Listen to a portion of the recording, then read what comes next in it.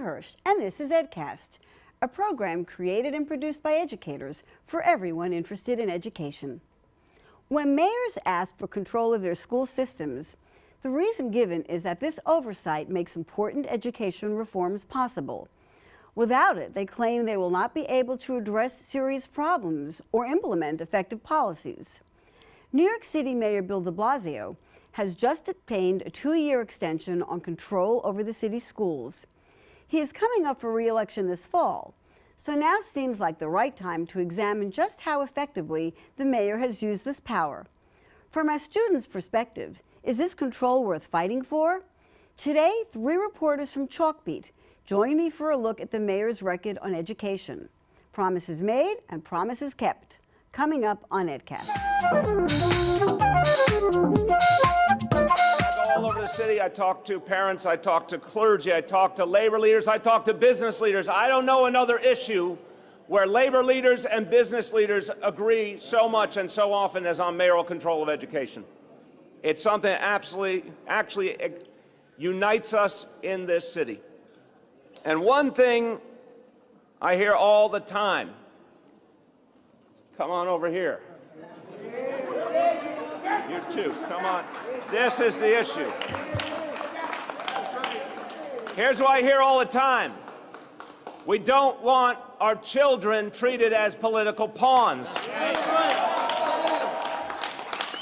We want them given the education they deserve.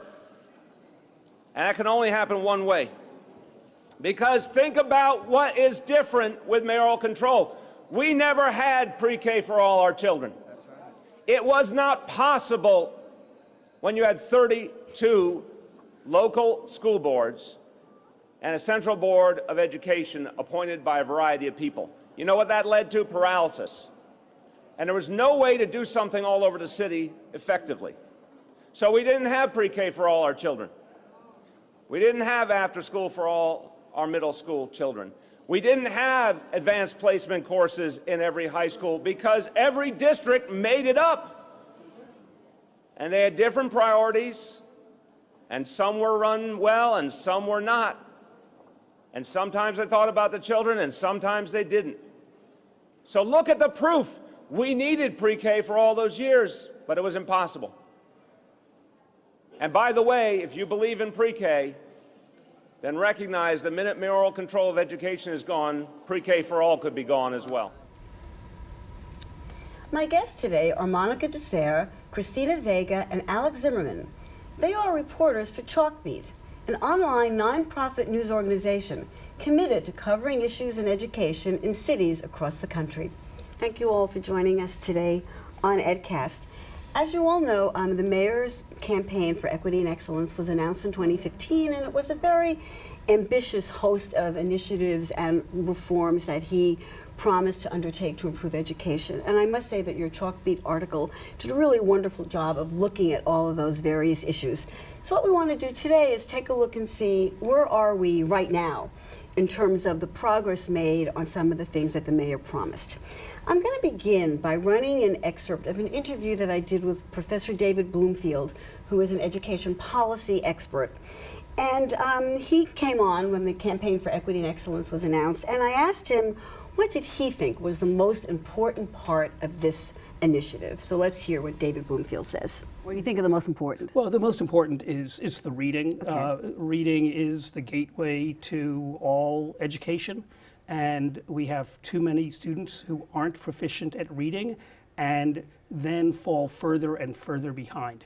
So if he can get that right with literacy instructors, and I say plural in every school, not just one, because there are likely to be perhaps dozens of students who need that extra help. Right. That would be a game changer. Okay. So, according to David Bloomfield, achieving universal literacy, second graders being able to read, is for him the most important component. What do you think of that? Do you all agree that that's a really crucial, one of the most crucial parts of this?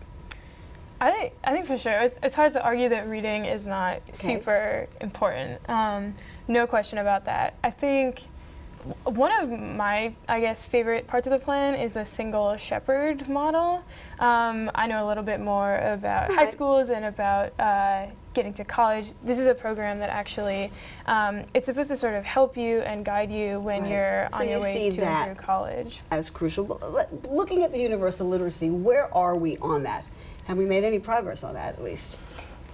I mean, you know, you definitely hear from principals that literacy coaches make a big difference. A lot of, you know, obviously reading is a huge part of the accountability framework in New York. Lots of principals are thinking a lot about what their reading scores are going to look like on state tests. I tend to cover struggling schools. It's a thing you hear about frequently from principals. I was talking with a principal in the Bronx for this story who was telling me about sort of the effect that bringing in literacy coaches was having, and sort of easing that instructional burden on her teachers was really useful, especially because she's dealing with with students who are coming in from who have sort of a range of reading abilities, and sort of being able to differentiate instruction for different for students who are at different levels has been, I think, something that literacy coaches provided through this program have been helping Now, with. the mayor says that within 6 years, 2/3 of students will be reading with fluency by the end of 2nd grade. Do you think he's on the road to making that happen? It's probably too early to tell. The city has hired about 103, I think, literacy coaches that are in schools now, and they're starting, I believe, in the neediest districts. It's an ambitious goal to set. The city has a lot of unique characteristics that might make it hard to get there, including the huge number of students who don't speak English as their first language, which is another issue that the city has been working on, but there's a lot of work to do there. So it's probably too early to tell, but they are working towards that and making progress towards that So goal. using this idea, of course, of coaches, as you mentioned in the single shepherd, which I think we will get to in more detail, I think, later on, this idea of coaches and the literacy coaches. Now, one thing he certainly touted and he's saying was one of his major achievements is universal pre-K. Where are we on that? Has he fulfilled that promise, would you say? Christine, I think you were looking at that in depth. Has he fulfilled that promise? Well, there's about 70,000 4-year-olds in pre-K now. The city has plans to expand it to 3-year-olds. That is a very ambitious plan because they don't have the money for it. That would require about $700 million in outside funding for the city to actually accomplish universal 3K is what they're calling it. But parents give very high marks to UPK, or pre-K for all. And it was recently found to be, in a poll, one of the mayor's top achievements. Yeah, okay, all right. Now, part of that campaign for equity and excellence was that equity word. And he really was talking about overall access to opportunity as something that he really wanted to put into place. So he is promising algebra for everybody, AP classes, and computer science for everyone. So what can you tell me about the progress that we're making on those particular fronts? Monica, where are we on some of these? Sure, I mean, yeah, so the Algebra for All initiative is also a really important one because when students get to 9th grade, often that is a subject that trips them up. It's a Regents exam, so you need it to graduate. So the mayor's plan is to start teaching algebra earlier and having one teacher in elementary schools that teaches all math students, and I think that's kicked off in some schools across the city. Okay. And what about AP classes and computer science for everybody? Where are we in those? I know a question mark in the computer science world was whether they were going to be able to raise enough private funding to support the program, and they have been on target to support the financing of that program. We've seen some schools, again, it's hard to give an answer that is comprehensive for how this is playing out in every single school. I've visited schools that are implementing versions of it where they, you know, when you think of computer science for all, you often think about like kids doing coding in a classroom. In a lot of cases, they're teaching kind of like logical skills that are sort of the building blocks of coding, even if it's not like a super technology-rich version of that.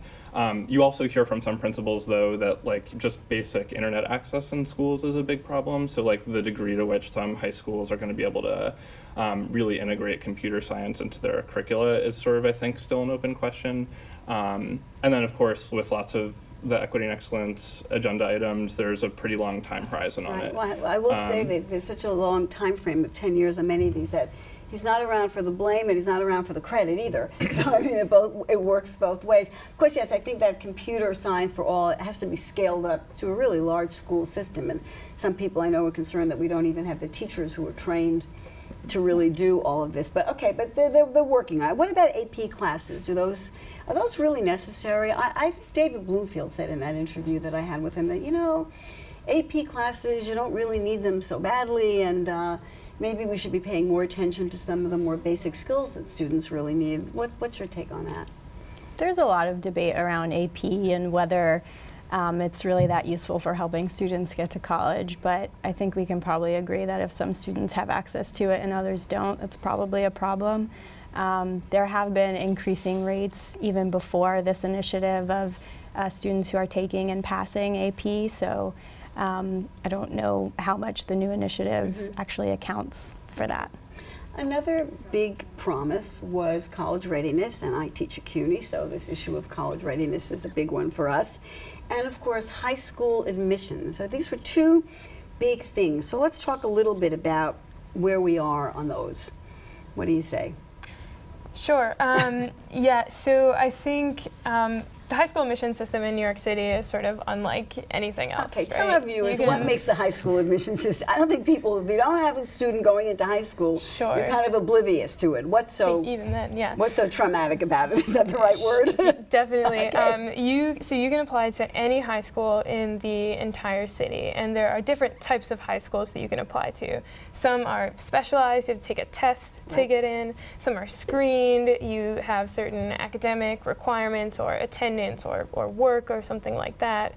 There's this other bucket of schools called limited unscreened, where you had to attend an open house, and some are entirely unscreened, audition and up. There's many different things. It's very complicated.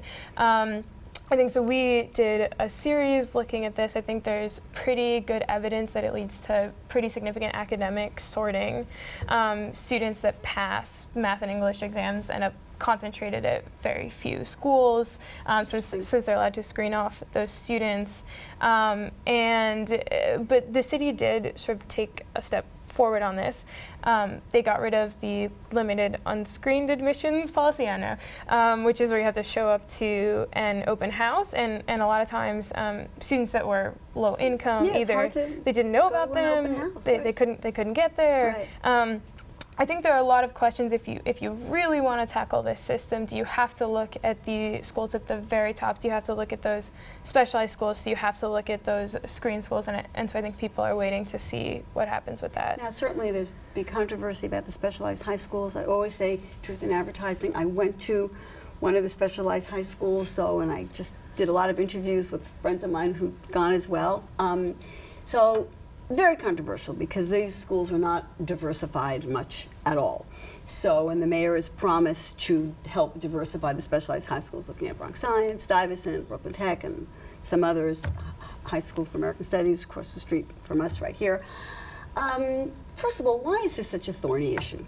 I mean, it's hard for people to understand. What makes this so complicated to address this issue of the specialized high schools? I think one reason is these are sort of often thought of as the crown jewels of the education system. So to the extent that they are not seen as open to everyone, it creates at least a pretty profound optics problem, but also like a serious equity problem. The city has used a series of initiatives to try and increase diversity at specialized high schools. They've expanded public test prep opportunities. They've held the admissions test you need to get into those schools during the school day at certain high-need schools. But so far, at least a year after a lot of those initiatives took off, there hasn't been a counterpart increase in diversity at those schools. And I think, especially because of the built-in alumni bases at those schools, there's a lot of public attention about what's happening demographically there.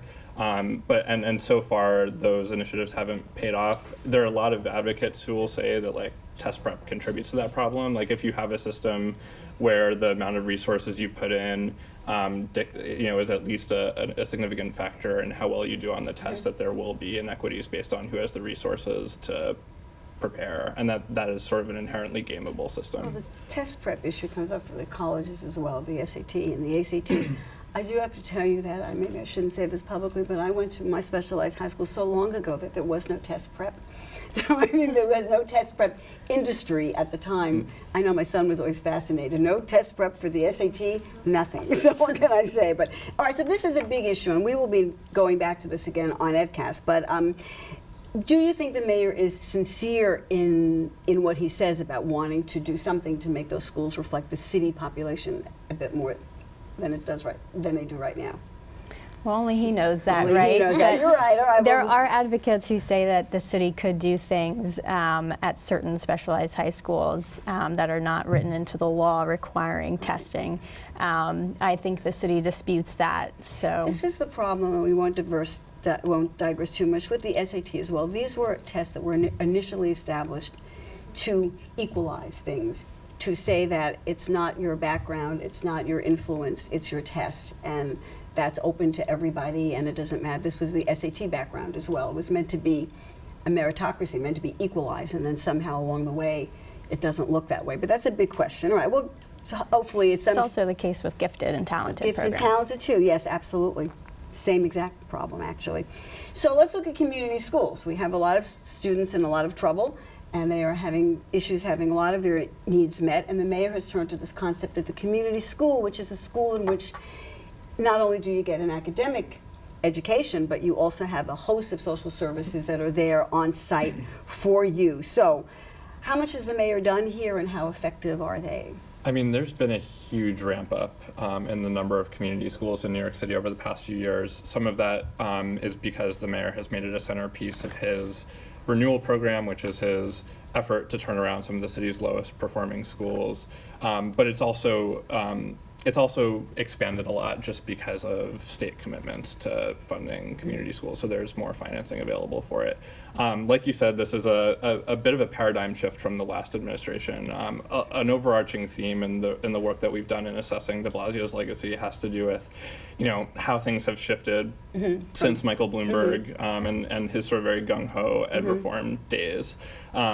The idea with community schools is to, this isn't true necessarily across the board, but the sort of broad philosophical idea is that with schools that serve lots of high-need students, what they need is extra resources and not sort of punitive accountability frameworks that will threaten them with shutdowns.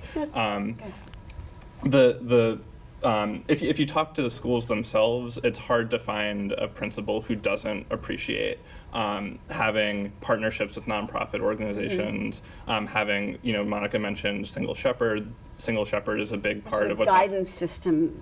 The evidence that it's working, I think, is a little bit harder to pin down. The program has really only been in effect, if we're talking about renewal, which is a subset of community schools, has only really been in effect for a full academic year. But then what would that evidence look like? Is it academic performance? Is it improvement in the life of the student? I mean, how are we measuring? I certainly think that right now they said they're not seeing academic progress in the way that people would like to, but is that a realistic expectation anyway? Right. To think that a year in a community school and... There's a debate about whether or not it's too soon to see real academic progress.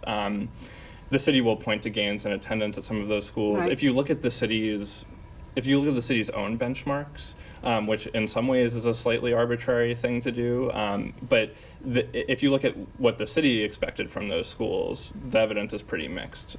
In terms of last year's benchmarks, those schools only met about half the schools only met about half of their benchmarks.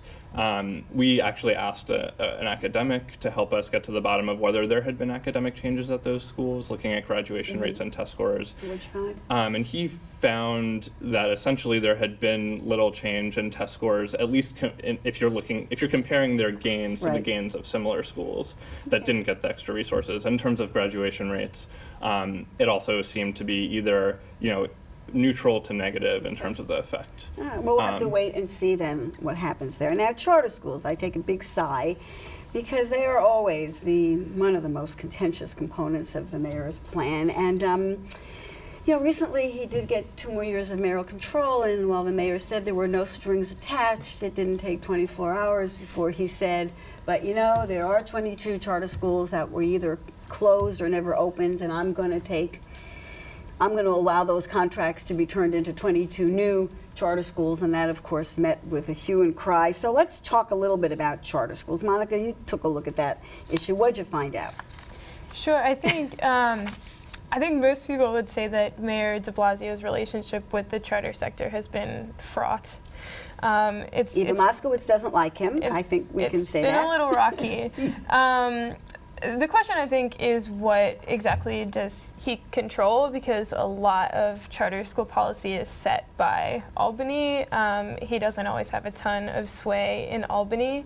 One of the things that he does control is sort of the space issue. Okay. So tell us a little bit about the space issue. I mean, we know what you're referring to, but let's talk about the space issue. What are the big space issues with charter schools? Absolutely. So at the basic level, you have to find a space to put your school. You have to find a building, and as we all know about New York City real estate, that is difficult. So there was a state law passed in 2014 that requires you to either find space for a charter school in a public school or to help pay for you in a private school. And despite the fact that that is the law on the books, charter advocates have said that Mayor de Blasio has made it more difficult than necessary to get space. And the less reported part of the sort of post-mayoral control agreement is that he sort of agreed to make it a little bit smoother and a little bit easier for charter schools to get space. So maybe. And of course the schools, if a charter school is co-located into an existing public school, that's always an issue for the host school or for the school that's now being co-located, because then they feel that they're losing services and space, and often gymnasiums or lunchrooms or whatever. So right. This has been a big issue. Now, do you think he's at risk in kind of going along a bit more with what the charter advocates want, or do you think this is a wise step for him, considering the climate of charters? I think it probably makes sense. I think that it's not sort of a huge change. I don't think he has the power to make a huge change, but I think it might signal a sort of better relationship moving forward. Right. And just to piggyback on that, I mean, de Blasio has, there have been hot and cold streaks in his relationship with the charter sector. I was at a school visit. He visited a KIPP school last school year. He has, in some cases, made at least sort of PR overtures to the charter sector. So seeing some of those, compromises as part of the mayor control conversation, I don't think was sort of a huge surprise. Okay. I had an opportunity also to speak with Schools Chancellor Carmen Farina last fall, and she emphasized the need for better professional development for our teachers across the system as a key to improving education. So let's hear what she said. So what would you like to see in terms of the ongoing professional development for our teachers? Well, I'd say first and foremost, I'd like to see more of the professional development being done by teachers for teachers. Okay. When we did workshops recently for principals, all the workshops were led by other principals. When we did it for teachers, they were all led by other teachers. So having teacher leaders lead teachers, teachers who take on ownership of whatever it is they do well and open their classroom. In the Learning Partners program, part of the program is picking at least 3 teachers in your school that will teach less classes, but will then visit other schools or have other people come visit them to see the best practices. In terms of professional development, are we seeing more and better professional development across the school system? This is an area that Carmen Farina cares deeply about, and there's been a lot of changes and movement in this area compared with the previous administration. So when this administration negotiated the most recent teachers union contract, there was a provision in there that allows for 80 minutes of professional development to happen every day after school on Mondays. So in most schools across the city, teachers are spending 80 minutes every week at least on professional development, and it is the type of professional development that Carmen Farina spoke about in that interview, where it's envisioned to be teacher to teacher, peer to peer, with teacher leaders taking on the role of leading development in areas that are directly relevant to what the teachers are dealing with in their classrooms. Another big change happened in the way that schools get their support under this administration. Yes, talk about that a little bit. So previously there were networks which individual principals could decide to opt into based on whatever the expertise of the network was or the kind of philosophy of the network. Now it's geographically based, so each borough has at least one field borough support center. Actually, I think now they're just field support centers. And a lot of the experts who were in the networks are now in those centers, and now schools can go to their superintendents and ask for help. The superintendent is supposed to be a liaison with these centers to help schools and teachers get the professional development that they want. You hear mixed things about both the 80 minutes and the professional development that's coming out of the centers. 80 minutes is the time, the time that the contract now allows for teachers to have built into their schedule, PD time. All right. And so what are we hearing about that? A lot of teachers appreciate that they have time now to do this. Some say it's a waste of time. And others say it's a waste. So in the cases where teachers feel like it's a waste, I heard some common themes. One, it felt like it was being dictated from someone up above and it wasn't relevant to their practice. Or two, there just wasn't enough time to think thoughtfully about what was being presented and then to go and implement it. We are actually running out of time, and I'm going to invite you to stay with me for a part 2 of this conversation. But before we go to part 2, I want to ask you, just kind of looking at what we've talked about so far, just in this discussion that we've had up at this moment in time, do you think that this mayor deserves the extension of the mayoral control that he's received? I think most people would argue that mayoral control is the best system, irregardless of the mayor, and that it really So no matter who it is? I think most people would argue that.